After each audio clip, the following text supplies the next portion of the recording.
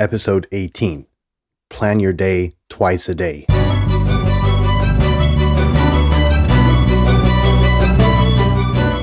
You're listening to the very best podcast in the world on health, wealth, and happiness. Please remember to leave a review and share with all your friends and family. And here is your host, Lars Hilser.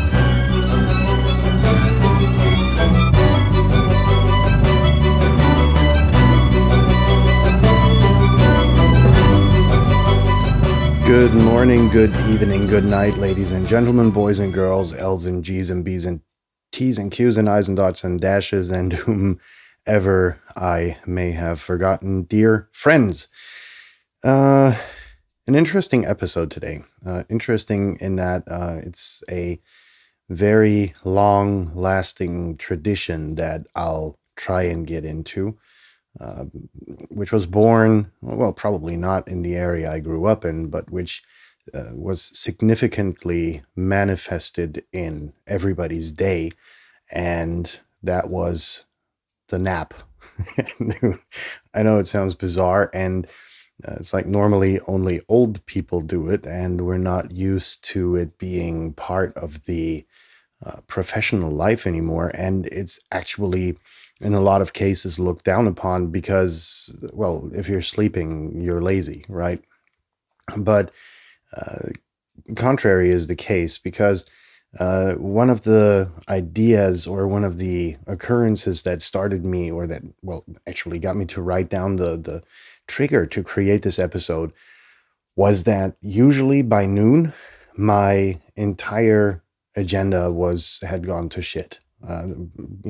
Unanticipated calls, no matter how early in the morning you get to the office, it's rather sooner than later, people will have figured out that you're there early. So they're going to just bombard you with shit that you've got in the office when you get there, which, kind of sinks your entire day's plan before you've even got it started. So you have to reconfigure, reschedule, etc., etc. And that was the idea, basically, to start out this episode. And let's get to the traditional part first.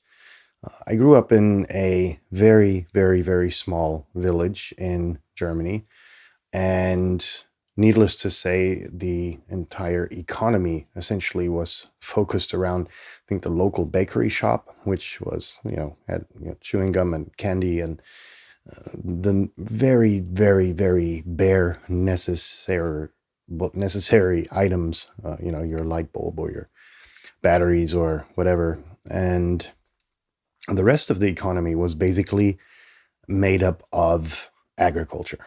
And for some unknown reason that I would only later figure out, it was that these dudes would go to lunch at 12 at the latest, and then they would just lay down and have a nap because they'd gotten up early and, fed the livestock, milked the cows, and that good stuff, which you do on a farm.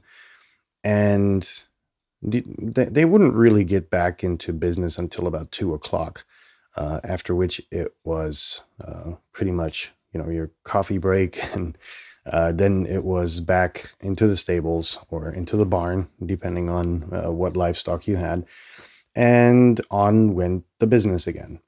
Now, that being said, it was an interesting tradition that I kind of got used to, and it was so sacred that you didn't dare call anyone or ring their doorbell between 12 at noon and 3 p.m.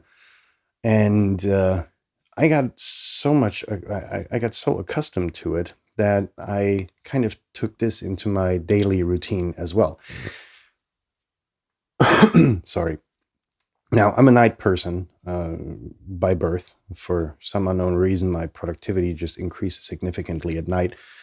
So it was my declared goal to kind of focus my life on being up at night, simply because I was just so much more productive than during the daytime, and particularly from getting up early, which was part of my life for during vocational training and obviously schooling and that good bit.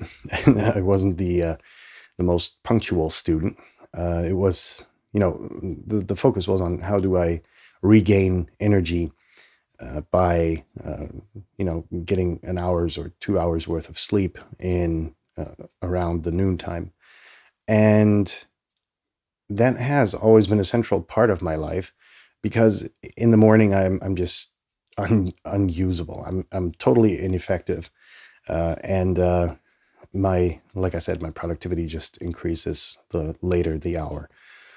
Now, this didn't fly well with some of my clients, obviously, because if you're working as a consultant and from 12 until 3 you're just unavailable, that doesn't go very well. So I shortened the sleep time, the actual sleep time, to about half an hour, which you can do pretty much anywhere.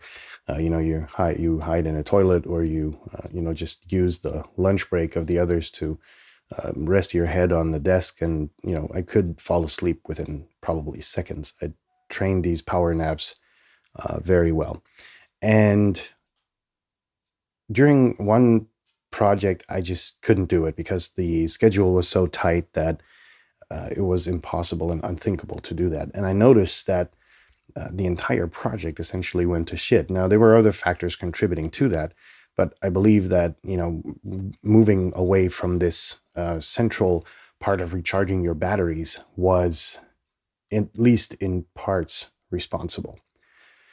Now, that being said, I mentioned earlier that I kind of went into this power nap mode, which still gave me the opportunity to dive under between 12 and about 2 o'clock. And I used the rest of that time, so an hour to an hour and a half, to basically reconfigure my schedule. Because as I mentioned in my introductory words, by 12 at the latest, your entire agenda for the day has gone to shit. And so it's about, rescheduling appointments that you have, rescheduling tasks that you wanted to get done, shifting around stuff that you need to get done immediately because people are waiting for your call or are only available by phone and not by email, and so on and so forth. And this hour to an hour and a half, which I then started to use, was insanely productive, because at the end of the day, when everybody would leave the office, I would have all of the stuff that needed immediate attention done, including the shit people had dumped on my desk before I arrived, or during the morning hours, which weren't my most productive hours anyhow. And this took a load off my back, which had been unparalleled until that point in time. And this method of just realizing or acknowledging that your day is going to be to shit at noon at the latest is just such a blow of freedom that, just considering taking this maybe 30 minutes in your day to kind of reconfigure the agenda you had kind of put together for the day, takes out the frustration of it, because you're going to be kind of all new at 2 p.m., right? You're going to be all new. Your agenda is going to be new. There are no more conflicts. Everything is reorganized. And by the end of the day, you will see that your to-do list is near nil, that your appointments are on track, and everything else pretty much you can take home. Your journaling, your compilation of meeting notes that you had to do and to put together, report writing, and all that good shit. It's better to do at the fireplace at home, or wherever you feel more comfortable or most comfortable working. For me, that's, at this time of the year, it's the fireplace, and other parts of the year, it's going to be in the garden, or in the forest adjacent to our property.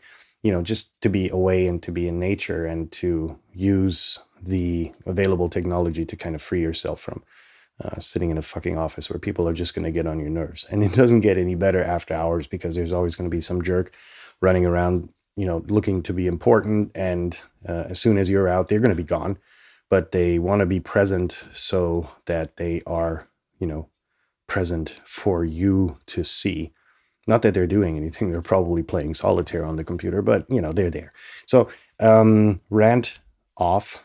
I think this is actually one of the best pieces of advice I can give any professional. It's just do your thing until noon. At noon, submerge, go away, get the hell out of the office. Take your agenda, take your to-do list, and during this hour or hour and a half, while more likely after you've had lunch, just reconfigure your day, try to put the pieces together, and then you should be very, very, very good to go. In that sense, I hope this helped someone. This was a rather short episode, but I think the advice is kind of crystal clear.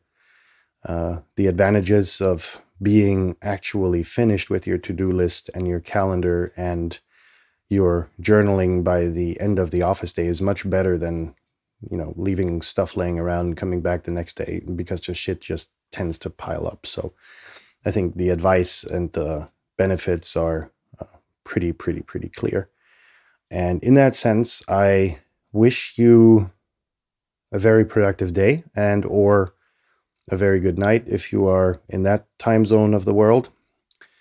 A lot of thanks goes out to all of the listeners from South Africa. For some unknown reason, we've got a lot of people listening to our podcast there. And to the United States, that's another very interesting and very large audience. And other audiences are increasing as well. Have a good rest of the day. I hope we will hear each other tomorrow, and I'm quite certain because we've got a totally psych topic lined up. Stay tuned.